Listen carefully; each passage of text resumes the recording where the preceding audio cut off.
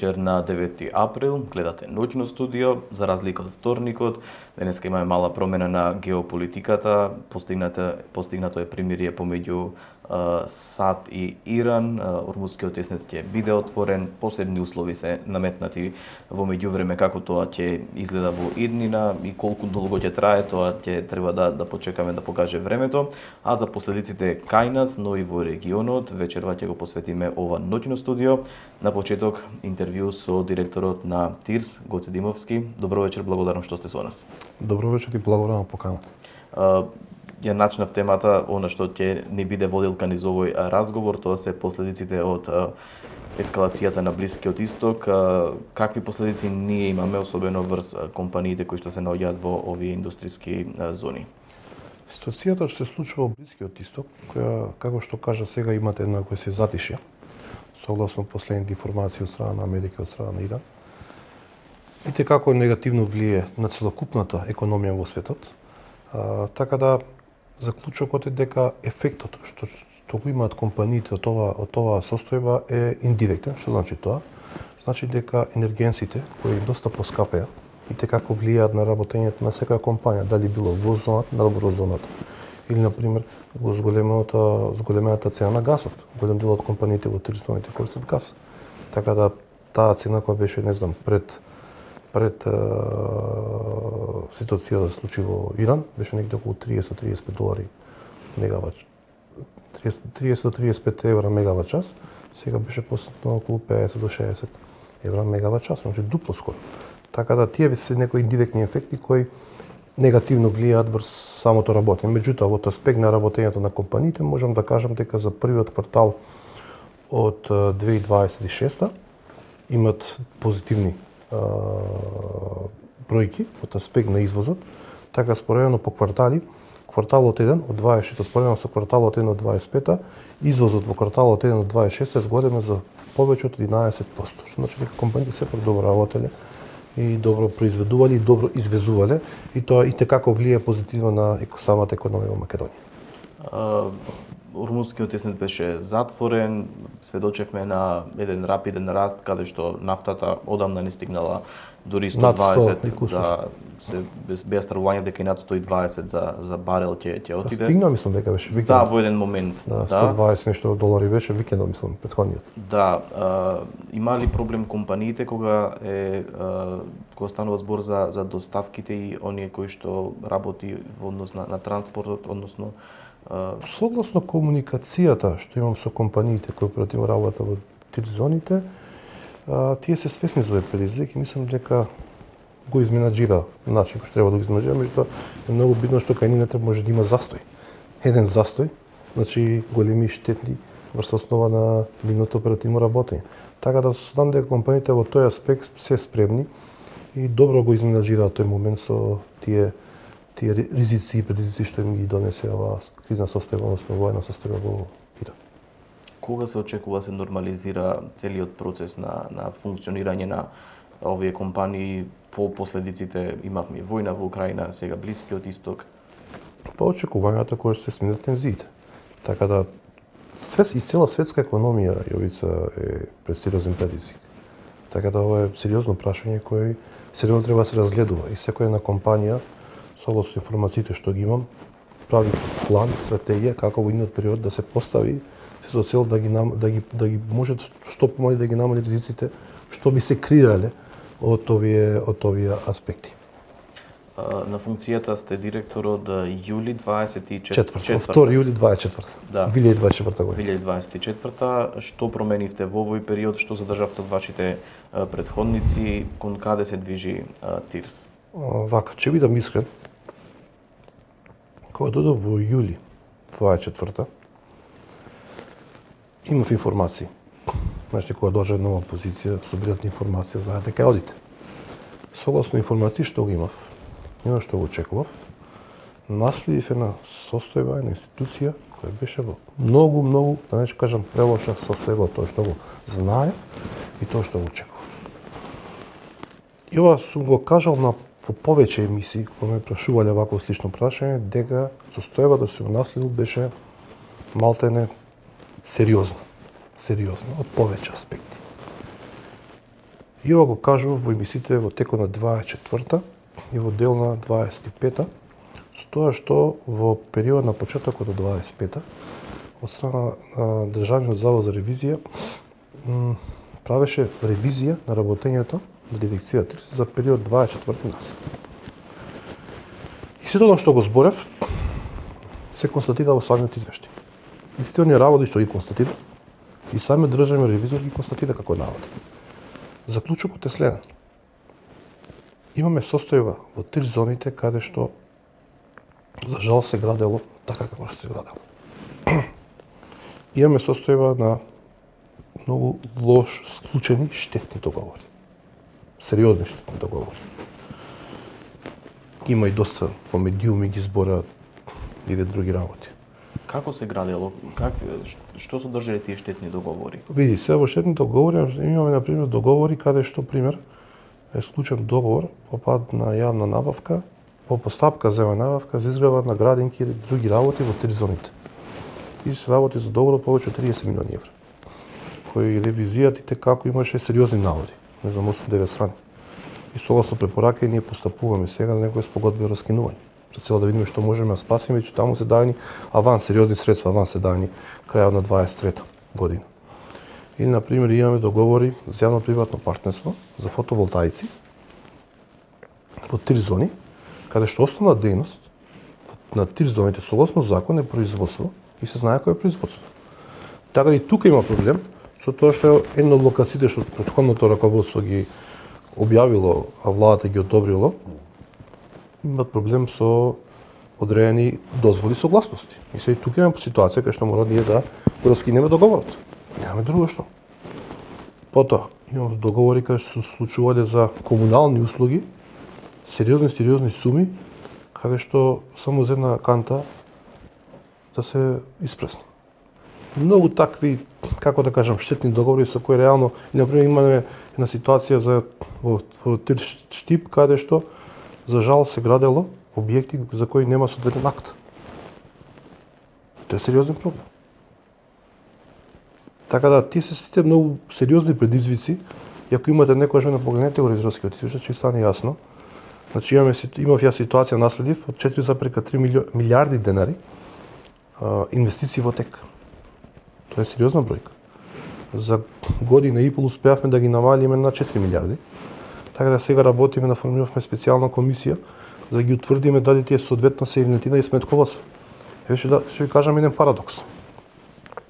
Дирекцијата за ТИРС е формирана официјално, мислам, таму некај 2005-2006, 20 години.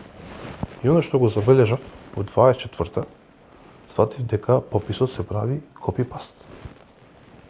И во 25-та, рачунете, после 20 години, и тоа е запишано во записник, во извештај од комисија, на управен одбор, одобрен, за прв пат во ТИРС направивме во 2025-та попис како што треба. Кој што е реален, може би. Реален, како што треба. Се набавија читачи. Немаше лепенки, баркодови. Значи, едноставно се правеше попис од копи-паст. И во 25-та, заедно со сите вработени, успеавме да направиме попис како што треба, а не како што било како до сега. Ја тоа го утврди со пописот 24 дека има проблем. И во самиот тој попис 24 имаше доста забелешки каде што се утврдија работа дека пописот не е кој што треба. Ја тоа го видов и заедно со управната одбор реагиравме. Затоа беше целта во 25-та снабаве целокупна опрема за да едноставно се направи попис како што треба. Директоре, голем дел од работите се познати, рековме дека и ревизорите ги утврдуваат, но еве и Горјан поставува прашање, има ли одговорност за се ова што се изнесува? Многу е лесно да се каже претходникот сгрешил, направени се штета врз буџетот, видите, парите на граѓаните се украдени или ревизијата констатира наводи. И тие наводи се констатирани од 24-та на нас. Јас сум ги наследил све. Ревизорскиот извештај е доставен до влада и согласно законот ДЗР го достава до обвинителство. Да, но сведочиме дека обвинителство ниту еден предмет нема отворено. Па да видиме, сега имаме нов обвинител, така да очекуваме дека него конечно оваа држава ќе оди прав правец како што треба да оди. Знаеме дека за жал довербата беше претходно 2%. И се надеваме дека сега со нов обвинител ќе биде тоа што треба да биде. Има ли можност ТИРЦ да поднесе директно кривични пријави кон поединци? Па видите, ние имаме одредени известувања пуштено во одредени предлоги, така да институциите треба да одговорат. Ако сублимираме од овој разговор, што најповеќе ве изненади кога ја презедовте функцијата од сите тие нерегуларности кои што сте ги детектирали? Начинот на водење на институцијата во текот да тие 20 години. Искрен да бидам. Начинот. Што подразбирате под начинот на водење? Како да кажам, значи дозволени се работи што не треба да дозволено се прават. Истите сега ги сите работи се прави ставале под тепих. И сега кога дојдов кога дигнав тепихот, сакам да ги решам проблемите. Бидејќи целта да ги решиме проблемите. Не ми цел да видат како до сега, направиме нешто различно. Како што пример, еве ќе ви дадам еден пример. Што е различно? Суштински што е различно? 24 јули. Крај на 24-та, односно почеток 25-та, од страна на Државната комисија за спречување корупција се врши мерење на системен интегритет на државните институции во Македонија. ТИРЦ во 23-та бил на 39-то место. Во 24-та завршивме на 15-то место во таа зелена зона и 25-та ја завршивме на второ место. Само пред нас е ДЗР. Значи имаме систем за интегритет кој е рангиран на второ место од вкупно мислам 50 кусур институции и само пред нас е за неколку бода проценти Државниот завод за ревизија. А системот за интегритет представува еден механизам за отпрност од корупција. Така да тоа е нешто што се успеале да го направиме. Јас се трудам да бидеме да успееме и први и тоа ќе биде целта. Меѓутоа сепак се направиле сериозен исчек од напред. Тоа е многу битно. Од аспект на ревизијата што беше направена, тоа беше ревизија која констатираше наоди од 24-та па наназад и сите наоди, сите состојби, се тие што ја ги имам наследено. И можам да ви кажам дека пред некој ден баш го испративме тој прашалник кога добивме почетоков на година во страна на ДЗР, што препоракаме да сме постапиле. Во најголем дел во 25-та ние сме ги утврдили тие работи и паралелно сме работели и постапуваме. Оному кој што е тоа можно, меѓутоа не можам некој договор за некоја јавна набавка што претходно била спроведена завршена. Тука не можам да сменам. Ја можам да сменам кај што добивме насока да спогодба да раскинеме договорот. Ја тоа го правам. По постапка со одлука на влада, вештачење, да видиме што ќе биде за да можеме да вратиме парите нас. Наставно ги правиме работите за да можеме да видиме што можеме да спасиме. Така да мојата цел е институцијата, како ТИРЦ што е, да успеам да консолидирам барем на одредено здраво ниво. Здраво ниво. За да можам после самата да расте со добра динамика. Најдне ни додиме напред е многу лесно. Меѓутоа, ако оставиме како што ставале претходно, се по тепи, ќе дое пак после мене некој ќе се мачи пак. Имате некоја бројка за колкава сума зборуваме вечерва, која што штета е направена од ТИРЦ кон буџетот? Видите, во буџетот тоа треба да го направат, да го устражат соодветни органи. Значи ја не можам да цитирам бројки. Ја го читам она што го кажуваат ревизорскиот извештај. Ја не сум истражител. Ја не сум констатирал тие состојби, меѓутоа дека не добиам од официјална институција која се занимава со таа работа дека тоа стварно е наод, стварно е прекршок, ја не можам да коментирам, бидејќи не сум соодветен, сум релевантен. Јас само ги утврди состојбите какви се што се. Потоците од почетокот на 2026 прават еден контраст. Од една страна извештајот на ЕБОР вели дека во првата половина од 25-та државата се сочила со алармантен пад од 74% на странски директни инвестиции. Од друга страна, вие неодамно објавивте едни интересни бројки во кои што се реализирани 190 милиони евра инвестиции за само една година и чинам над 2000 нови работни места креирани. Како го коментирате ово? Вака. Во делот на извештајот што го цитирате од ЕБР да беше, значи за првата половина 2025-та сакам да објаснам суштината како се евидентираат приливите на странски директни инвестиции, што е многу битно и во други емисии сум го дискутирал ова. Кај нас тоа го води Народна банка на Македонија и согласно регулативата што користи методологијата, таа се вика Balance of Payment Methodology, издание 6. И тоа приливот се базира во основа на тој balance of payment. Сега, како е математиката? Бичи вие сте инженер и ќе ме разберете многу добро. Две варијабли. Приливот на странски инвестиции се формула две варијабли. Првата варијабла е собственичкиот капитал и реинвестираната добивка, што е многу суштински битно. Тоа е суштинското. И другата варијабла е должничките инструменти. Што значи тоа? Тие се оние инструменти што фирмата мајка во странство ги има со фирмата черка во Македонија. И тие должнички инструменти се аспект на аванси, аспект на кредити и други инструменти. И сега ќе ви кажам суштината за првата половина 2025. Ако ја гледаме табелата од Народна банка, согласно методологијата Balance of Payment, 6-то издание 6, може да се констатира дека сопственичкиот капитал за првите и реинвестирана добивка за првите 6 месеци од 2025 е во износ на 430 милиони евра. Износ. За истиот период 2024 сопственичкиот капитал и реинвестирана добивка 400 милиони евра. Што значи 25 е многу подобро од 24.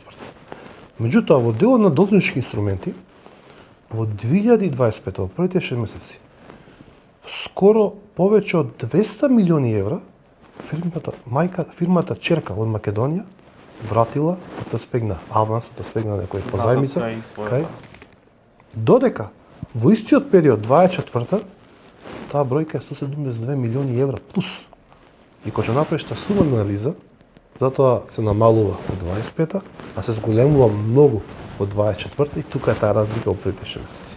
Ако ја коментираме бизнис климата во државата, може ли да заклучиме дека индустријските зони можеби се привлекни само поради таа помош која што ја добиваат од државата? Не би се сложил, зашто? Зашто имате една ситуација што сме разговарали со многу стопанственици и комори, што за жал некако не е доста познато во јавност, дека и компании надвор од зоните се приматели на државна помош.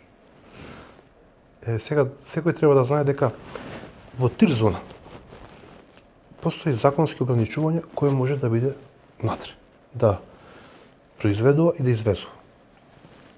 Ако ги исполнува условите, согласно закон, може и македонска компанија да биде натре. И тоа не е проблем. Ја јадно сум дискутирал со повеќе македонски компании што се извоз ориентирани, што ги исполнуваат условите согласно законот за ТИРС, да дојдат, да им дадеме добро место, да произведуваат и да извезуваат напор. Сакаат ли да дојдат? Има заинтересирани, ама се уште нема направено политички корп, меѓутоа од компаниите активни имаме на компанија што има македонски капитал 100%.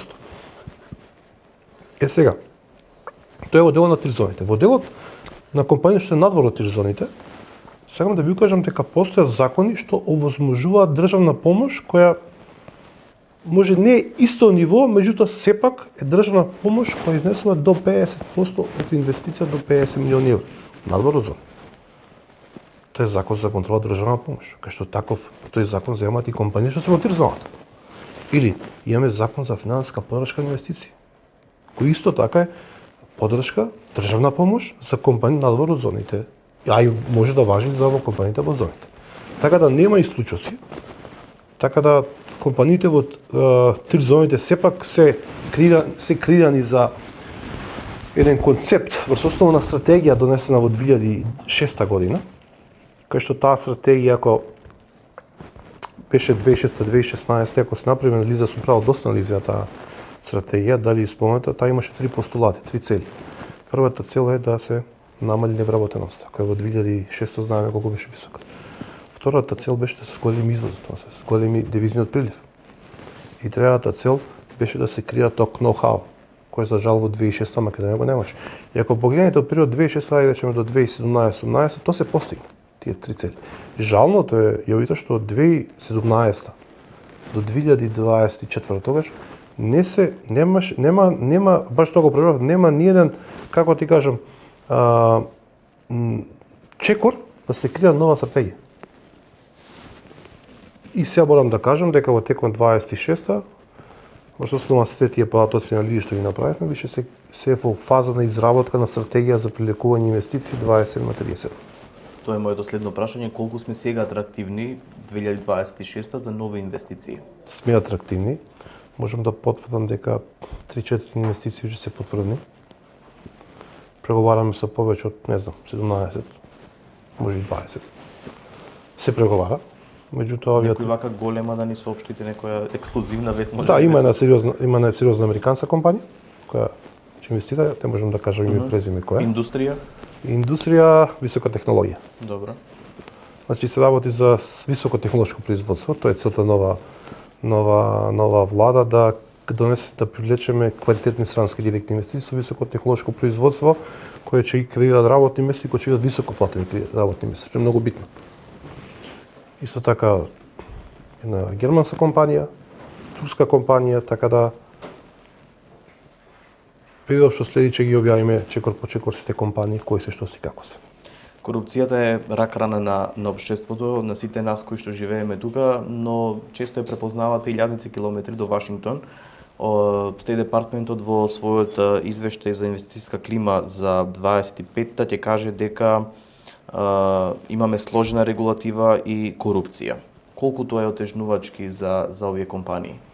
Видите, ние во компании што се оперативно работат во тризоните, се соочува со предизвици, точно е тоа. Ние како да кажам, како еден вид партнер, веќе им даваме услуги, гледаме да им помогнеме секаде каде што можеме. Меѓутоа има одредени ситуации што можам да кажам дека некогаш и од нивна страна има грешки во тие постапки и каде што не е возможно да се помогне. Така да гледаме да овозможиме се што е во рамки на закон да им се помогне сега компании да не се чека во таа бирократија. А особено мислам дека сега со порталот услуги доста работи се дигитализира и мислам дека повеќе се дигитализира, така да се помалку човечкиот фактор ќе биде битен во некоја постапка, во некој документ или во било која услуга што треба да добие некоја компанија или физичко лице, зависи од која била област. 25% од нашиот извоз завршува кон Германија и затоа се употребува често кога Германија ќе се накашла, ние ги чувствуваме последиците можеби. Зависни сме. Заради извозот. Да, поради тоа, но за една друга насока сакам да ве прашам во однос на електричните возила, кои што знаеме дека во нашите индустријски зони имаме фабрики кои што се произведува, но сведочиме на транзиција кон електрични возила. Колку тоа може да биде отежнувачко за овие капацитети кои што се кај нас и функционираат? Видите, во делот на факт е дека автобуска индустрија во Европа се соочуваше во 25 со сериозни предизвици. Се и 26 мислам дека има такви очекувања. Заради онеј момент што таа промена од дизел мотори и бензин мотори во електрични мотори. Мислам дека компаниите моментално кооперативно работат, со кои разговарам, со моја комуникација, не покажале некоја загриженост со тој аспект, да бидам искрен. Знам дека и некои компании веќе одат во производство и за такви индустрии, за автоиндустријата, за електрични возила, така да за сега мислам дека нема некоја си сериозна реакција од дека компанија дека тоа би било проблем во иднина. ММФ исто детектира еден екстерен ризик, тоа се извозот и царините. Знаеме дека американскиот претседател Доналд Трамп се игра со тие тарифи последнава една година од неговиот втор мандат, но сега пак од вчера имаме и малку олабавување на таа состојба, бидејќи нашиот тим од владата беше во Вашингтон, има стратешки диалог, има олеснување во тој процес, колку од таму ќе имаме придобивки во однос на извозот на производите. Видите, ние сме неколку држави што реално имаме више одреден договор за одредени работи и тој договор се надградува со тек на време. Имаме една компанија во Македонија во Тризоните што директно извезува за Америка и која мислам дека согласно договорот и согласно одлуките на Трамп се тарифата на ниво што им одговара. Ние се трудиме како влада да преговараме за имаме што пониски тарифи за оние производители, оние извозни компании кои директно извезуваат во Америка со цел да продуктите кои излегуваат од Македонија, а се продаваат во Америка, да бидат поатрактивни и поприфатливи за американскиот пазар. А со тоа, кога имаш поголема извоз, компаниите во Македонија подобро работат и креираат подобри профити, тоа си ја прави таа спирала да дае на вредност во самата економија. Промовирате една интересна идеја, можеби и храбра, за однос на нефункционални тир зони да се претворат во некои центри во кои што би преовладувало производство на воена опрема, која што посебно наменско производство. Посебно наменско производство. Колку е тоа реално да се случи кај нас? Реално е, бидејќи сме во преговори со такви компании, дори со една потпишан меморандум. Така да имаме ние неколку 5-6 зони кои за жал се нефункционални. И една од моите идеи како тие зони да станат функционални беше првиот момент по интерес од страна на компанија, од таа индустрија која доаѓа од посебно наменско производство, а во посебното наменско производство спаѓа војната индустрија, бидејќи согласно законот за ТИРС, војна индустрија не е апликативна да биде во индустријските зони, во 3 зоните. Идејата моја дојде да кога ќе имаме официјален сериозен интерес, ние да понудиме одредена зона која ги исполнува условите да се пrenамени во индустријска зона за посебно наменско производство. Тоа е едниот сегмент што го работиме, а вториот сегмент е сите тие нефункционални три зони кои за жал се изградени тогаш, ама се сменила демографијата после 10 години и не се атрактивни за странските инвеститори. Правиме одредени законски измени да ги трансформираме во индустријски зони и после тоа да им ги дадеме да ги управуваат соодветните општини кај се наоѓаат. Зошто? Бидејќи ако индустријска зона може во таа зона да имат дејности и услуги покрај производство. А ја разговарав и со стопанските комори, тоа го силно го поздравија дека компаниите бараат земјиште урбанизирано кое е спремно за градба. И сега со овој наш потек како влада, ние едноставно ќе обезбедиме за локалното население, за локалните компании да инвестираат и тие зони да станат стварно индустријски зони како што треба со компании и од друга страна да го развиеме локалниот економски развој во тие населени места. 5-6 општини, 7 колку да се. Тоа не е целта. Првиот аспект ви кажав со тие индустријски зони за посебно наменско производство, а другиве се да бидат индустријски зони да може да влезат компании македонски едноставно да го прошират својот бизнис, со тоа да го дигнеме нивото на локалниот економски развој. Помогна тоа што сме во НАТО за едни вакви преговори да продолжат понатаму, бидејќи претпоставувам компаниите сакаат безбедност и сигурност. Во принцип, знаете зошто сакаат, зошто нив им е битно да производството биде во земја членка НАТО. И тоа реално ни е предност пред другите. Интересен, можеби ајде феномен да го наречам, од една страна се турка таа вештачка интелигенција и нејзина примена во индустријски развојни зони, во компании, буквално секоја компанија планира како да се насочи, како да ги имплементира, да се оптимизираат тие процеси кои што се спроведуваат, но од друга страна пак тоа значи намалување на бројот на работни места. Кој е балансот тука на владата, ако од една страна сакаме да се воведе вештачка интелигенција во тие процеси во компании, а од друга страна ќе се намали бројот на работници?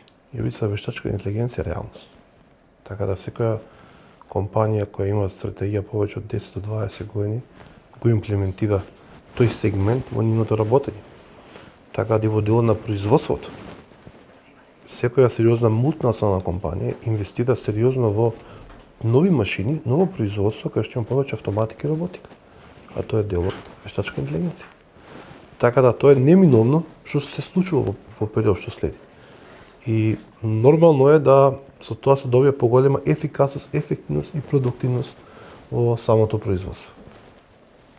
Унгарија се соочува со своји последици, вие бевте заедно со премиерот таму, се очекува некоја соработка, но во недела имаме избори во Унгарија, знаеме анкетите што зборуваат, некако разнишана е положбата на Орбан, но од друга страна пак има и анкети кои што покажуваат водство за разлика од неговиот против кандидат.